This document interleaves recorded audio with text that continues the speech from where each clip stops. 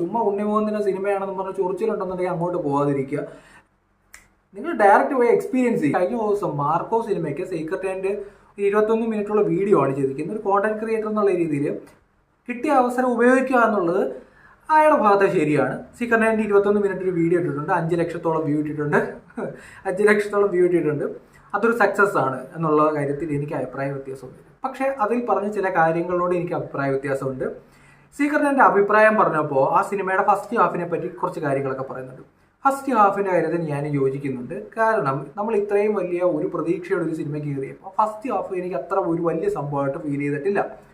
ചില സമയത്തൊക്കെ ഉണ്ണിമൂന്നിൻ്റെ ഈ ഡയലോഗ്സ് ഇതിവിടെ വേണമായിരുന്നു, എന്തിനാണ് ഇങ്ങനെയൊക്കെ എപ്പോഴും പറയുന്നത് എന്നൊക്കെ എനിക്ക് തോന്നിയിട്ടുണ്ട്. ഒരു മലയാളം സിനിമ എന്നുള്ള രീതിയിൽ, ഒരു മലയാളം പ്രേക്ഷകർ എന്നുള്ള രീതിയിൽ സ്വന്തം ഭാഷയിൽ നിന്ന് ഒരു സിനിമ വരാൻ നേരത്ത് ഉണ്ടാകുന്ന ഒരു ചൊറിച്ചിലാണ് എനിക്കും തോന്നിയെന്നാണ് എനിക്ക് മനസ്സിലാകുന്നത്. സെക്കൻഡ് ഹാഫിലേക്ക് വരാൻ നേരത്ത് സിനിമ നല്ല രീതിയിൽ കയറി കൊടുത്തുന്നുണ്ട്. ഞാൻ നേരത്തെ പറഞ്ഞിട്ടുണ്ട്, ഉണ്ണിമൂന്നിനെയൊക്കെ നെഗറ്റീവ് അടിക്കുന്ന കുറേ ടീമൊക്കെ ഉണ്ട്. അതിനെതിരെ ഞാൻ നേരത്തെ വീഡിയോ ചെയ്തിട്ടുണ്ട്. നിങ്ങളുടെ എൻ്റെ പേജിൽ കയറി നോക്കിയാൽ മനസ്സിലാവും. പക്ഷേ എനിക്ക് മനസ്സിലാവാത്തൊരു കാര്യം, മാർക്കോ പോലൊരു സിനിമ, ഒരു സാങ്കല്പിക കഥാപാത്രമാണ് മാർക്കോ, ഒരു വയലൻസ് ഉള്ള ഒരു പടമാണ് മാർക്കോ. നമ്മുടെ മലയാളത്തിൽ ഇതുപോലൊരു പടമൊന്നും വന്നിട്ടില്ല. നമ്മൾ ഇങ്ങനെ ഒരു പടം വരാൻ നേരം നമ്മൾ എന്തിനാണ് ഇതിനകത്ത് കയറി ലോജിക്ക് തിരക്കുന്നത്? ഇപ്പം ഫസ്റ്റ് ഹാഫിൽ ചില സമയത്തൊക്കെ നമുക്കുണ്ടായിട്ടുള്ള ബുദ്ധിമുട്ടൊക്കെ പറയുമ്പോൾ ശരിയാണ്.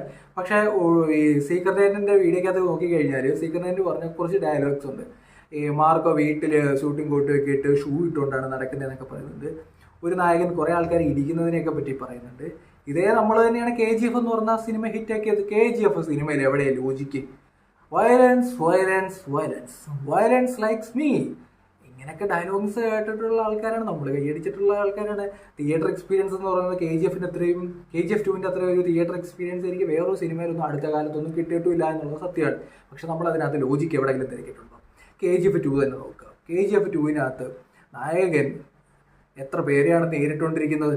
ഇന്ത്യൻ പ്രധാനമന്ത്രി, ഇന്ത്യയുടെ പാർലമെന്റിനുള്ളിൽ വരെ കയറിയിട്ട് നായകൻ വെടിവെക്കുന്നുണ്ട്. ഇന്ത്യയുടെ പ്രധാനമന്ത്രിയെ നായകൻ ഭീഷണിപ്പെടുത്തുന്നുണ്ട്. ഇന്ത്യയുടെ പ്രധാനമന്ത്രി കസേരയിൽ ഇരിക്കുന്ന ഒരാൾ ഒരു റോ ഏജൻസിയിൽ നിന്നുള്ള ഉദ്യോഗസ്ഥനെ വിളിച്ച് തീർക്കട ആ ഗ്യാങ്സ്റ്ററെ എന്ന് പറഞ്ഞാൽ രാത്രി ഇരുട്ടി വെളുക്കുന്നതിന് മുമ്പ് തീർക്കാൻ പറ്റും റിയൽ ലൈഫിൽ.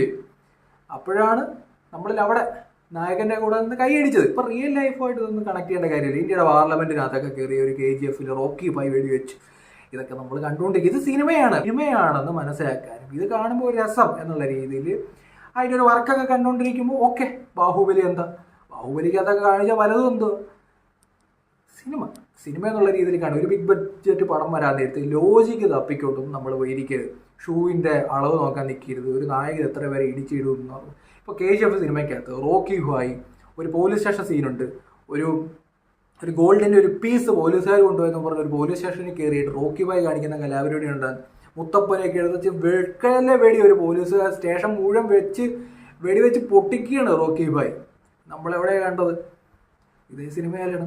റോക്കി ഭായെ ഫസ്റ്റിനകത്ത് നോക്കുക, മുംബൈയിൽ പോർട്ടിൽ എത്ര പേരാണെന്ന് അറിയാം പുള്ളിക്കാരൻ ഇടിച്ചിരുന്നത്. സിനിമ റോക്കി ഭായിയുടെ ആ ഒരു ഇത് കാണിക്കുമ്പോൾ നമുക്കൊരു രസം. ഇതൊക്കെ ആ ലെവലിൽ വിടുക. ഇതിപ്പോൾ മലയാളത്തിൽ ഒരു സിനിമ ഒരു കിടിലൻ ലെവലിൽ ഒരു വയലൻസ് പടം വരാൻ നേരത്ത് അത്രയും വർക്കൊക്കെ ചെയ്തൊരു പടം വരാൻ അതിൻ്റെ സെക്കൻഡ് ഹാഫ് എന്ന് പറയാൻ നേരത്ത് കയറി കൊളുത്തിയിട്ടുണ്ട് മാർക്കോ എന്ന് പറയുന്ന സിനിമ. എനിക്ക് ഭയങ്കരമായിട്ട് സെക്കൻഡ് ഹാഫാണ് ഈ സിനിമ ഇഷ്ടപ്പെടുന്നത്. ഈ സിനിമയെ രക്ഷിച്ചതും സെക്കൻഡ് ഹാഫാണ്. അത് മാർക്കോ എന്ന് പറയുന്ന കഥാപാത്രം 100 പേരെ ഇടിച്ചിടുന്നുണ്ടായിരിക്കും. അതിനകത്ത് സെക്കൻഡ് ഹാഫ് തുടങ്ങുമ്പോൾ ഒരു ബിൽഡിങ്ങിലേക്ക് മുകളിലേക്ക് ഇടിച്ചിടിച്ച് കയറുന്ന ഒരു സീനുണ്ട്. എന്ത് ഗംഭീരമായിട്ടാണ് ആ സിനിമ എടുത്തിട്ട് വെച്ചിരിക്കുന്നത്. നമ്മുടെ കേരളം പോലെയുള്ള ഒരു ഇൻഡസ്ട്രിയിലാണ് ഈ സിനിമയെന്ന് ആലോചിക്കുക. നമ്മൾ മലയാള സിനിമ എന്ന് പറയുന്ന നേരത്ത് നമ്മൾ ആലോചിച്ച് നോക്കിയാൽ നമുക്ക് കലാമൂല്യമുള്ള പടങ്ങളൊക്കെ ഉണ്ട്, ശരിയാണ്. നമുക്ക് എഴുതി വെക്കാൻ പറ്റുന്ന രീതിയിലുള്ള കിട്ടിയ ഡയറക്ടേഴ്സ് ഉണ്ട്, ലൈഫ് കാണിച്ചു തരുന്ന സിനിമയുണ്ട്, ഇതൊക്കെ ശരിയാണ്. പക്ഷെ ആക്ഷൻ രംഗങ്ങളും വേണ്ടേ, അങ്ങനെയുള്ള പടങ്ങളും വേണ്ടേ, അങ്ങനെയുള്ള ബിഗ് ബഡ്ജറ്റ് പടങ്ങൾ വേണ്ടേ. ഹരിതാപവും പച്ചയും കുടുംബ പ്രേക്ഷകരും തുടിക്കുന്ന ഹൃദയമൊക്കെ മതിയോ? അങ്ങനെയാണ് നിങ്ങൾ സത്യൻ അന്തിക്കാടിൻ്റെ പടം വരും പോയി കാണ്, ലാൽ ജോസിൻ്റെ പടം വരും പോയി കാണ്, അല്ലെങ്കിൽ ദിലീഷ് പോത്തിൻ്റെ സിനിമ വരും പോയി കാണ്. അപ്പം അതുപോലെ ഉള്ള സിനിമകൾ വരും, നിങ്ങൾ അതിന് പോയി കാണുക. അതല്ലാതെ ഒരു വയലൻസിനുള്ള പടത്തിനകത്ത് പോയിട്ട് നിങ്ങൾ ലോജിക്ക് തിരക്കി അല്ലെങ്കിൽ കഥയിൽക്കകത്തേക്ക് കയറി 100 പേരെ നായകൻ ഇടിക്കുമോ എന്നൊക്കെ ചോദിക്കാൻ നിന്ന് കഴിഞ്ഞാൽ കോമഡിയായി. നിങ്ങൾക്ക് റോക്കി ഭായ് ഒരു ഭയങ്കര സംഭവമാണ്. റോക്കി ഭായ് ഇന്ത്യയുടെ പാർലമെന്റിനകത്തും പ്രധാനമന്ത്രിയെ വരെ വെല്ലുവിളിക്കാം, അമേരിക്കയോട് വരെ കളിക്കാം. ഇങ്ങനെയൊക്കെയുള്ള ഒരു അധോലോക നായകനെ കാണിക്കാൻ നേരത്ത് നിങ്ങൾക്ക് ഓക്കെ ആണെന്നുണ്ടെങ്കിൽ മാർക്കോ എന്ന് പറയുന്ന സാങ്കല്പിക കഥാപാത്രത്തെ ഒരു മലയാളം ഇൻഡസ്ട്രിയിൽ നിന്ന് വന്ന കിടിലൻ പെർഫോമൻസ് ഉള്ള ഒരു വയലൻസ് ഇതിനു മുമ്പ് ഇങ്ങനെ ഒരു പടം വന്നിട്ടില്ലെന്നുള്ളതാണ് സത്യം. ടെക്നീഷ്യന്മാരൊക്കെ കൃത്യമായിട്ട് വർക്ക് എടുത്തിട്ടുണ്ട്. അതിൻ്റെ ഒരു കളർ ഗ്രേഡിങ്ങും ഒക്കെ നല്ല രസമായിട്ട് തന്നെ ക്യാമറ വർക്കും കാര്യങ്ങളൊക്കെ ചെയ്തൊരു പടം വരാൻ നേരം നമ്മൾ ഇതിനകത്ത് ലോജിക്ക് അല്ലെ കപ്പലിൻ്റെ ഇത് കല്ല് പറക്കുന്ന പോലെ ലോജിക്ക് തിരയാനിരുന്ന് കഴിഞ്ഞാൽ നിങ്ങൾക്ക് ഇഷ്ടപ്പെടത്തില്ല. മലയാളത്തിൽ ഇതുപോലൊരു പടം വരാൻ നേരത്ത് നമ്മൾ ഇത് ആ പടം കാണുക, എൻജോയ് ചെയ്യുക, എക്സ്പീരിയൻസ് ചെയ്യുക. ഇതിനപ്പുറത്തേക്ക് വേറെ ചോദ്യമൊന്നുമില്ല. എന്ത് ചോദ്യം? അല്ലെ സീക്രട്ടിൻ്റെ വീഡിയോ നോക്കി കഴിഞ്ഞാൽ ചില ആൾക്കാർ പറയുന്നുണ്ട് പഴയ കലിപ്പ് തീർക്കുകയാണ്, അല്ലെങ്കിൽ നെഗറ്റീവ് സംസാരിക്കുകയാണെന്നൊക്കെ പറയുന്നുണ്ട്. ചില ഭാഗങ്ങളൊക്കെ സീക്രട്ടിൻ്റെ വ്യക്തമായി പറയുന്നുണ്ട്. ചില ഭാഗങ്ങൾ എന്തെങ്കിലും പറയാൻ വേണ്ടി പുള്ളിക്കാരൻ പറഞ്ഞിട്ട് എനിക്ക് ഫീൽ ചെയ്തിട്ടുണ്ട്. ലോജിക്കൊക്കെ തിരയാനിരിക്കുന്നുണ്ട്. അതിനകത്തൊന്നും ഒരു കാര്യമില്ല. ഒരു കാര്യമില്ലാത്തൊരു കാര്യത്തിന് വേണ്ടി ലോജിക്ക് തിരക്കി മാർക്കോയ്ക്കൊക്കെ ലോജിക്ക് തിരക്കാൻ ഇരിക്കുകയാണെന്നുണ്ടെങ്കിൽ ദയവ് ചെയ്ത് നിങ്ങൾ തിയേറ്ററിൽ പോയി സിനിമ കാണരുത്. ഞാൻ ഈ കില്ലെന്ന് പറയുന്ന സിനിമ കണ്ടു ഈ അടുത്ത കാലത്ത്. നിങ്ങൾ കണ്ടിട്ടുള്ളവരാണെന്ന് അറിയത്തില്ല. ഹിന്ദിയിലാണ് പടം വന്നത്. വയലൻസ് ആണ് പടം. ആ സിനിമയ്ക്ക് അത് പോയിട്ട് നമ്മൾ ലോജിക്കാണോ തിരക്കുന്നത്? ആ സിനിമയുടെ വർക്കാണ് നമ്മൾ കണ്ടുകൊണ്ടിരിക്കുന്നത്. ആനിമൽ എന്ന് പറഞ്ഞൊരു പടം. നിങ്ങൾ ലോജിക്ക് നോക്കുകയാണെങ്കിൽ ഇത് ഏതെങ്കിലും കാലഘട്ടത്തിൽ എവിടെയെങ്കിലും നടക്കുന്ന കഥയാണ്. ഒരാളെ കൊന്നു കഴിഞ്ഞാൽ ഏരി പിടിച്ചിടും. അപ്പോഴാണ് 100 വരെ ഇടിച്ചു വെടിവെച്ചുമൊക്കെ കൊല്ലുന്നത്. അപ്പോൾ ഈ നിങ്ങൾ നമ്മുടെ നാട്ടിൽ വിജയുടെ പടങ്ങളൊക്കെ വന്നിട്ട് കൈയടിക്കുന്ന ആൾക്കാരുണ്ട്. വിജയ് ചെയ്യുന്ന എന്താ? ലോകേഷ് കനകരാജിന്റെ വിക്രം പോലുള്ള പടങ്ങളൊക്കെ ആ പടത്തിനകത്ത് എന്തൊക്കെയാണ് കാണിച്ചു വെച്ചിരിക്കുന്നത്? അതിനകത്ത് നമ്മൾ ലോജിക്ക് തിരക്കാൻ പോവുക, കൈയടിക്കുക, ആസ്വദിക്കുക, തിരിച്ചു വരിക. അങ്ങനെയാണെങ്കിൽ വിജയൊക്കെ ഇവിടെ രക്ഷപ്പെടുക ഈ നാട്ടിൽ സിനിമ എടുത്തിട്ട്. അങ്ങനെയാണെങ്കിൽ രജനീകാന്ത് വേണ്ടല്ലോ.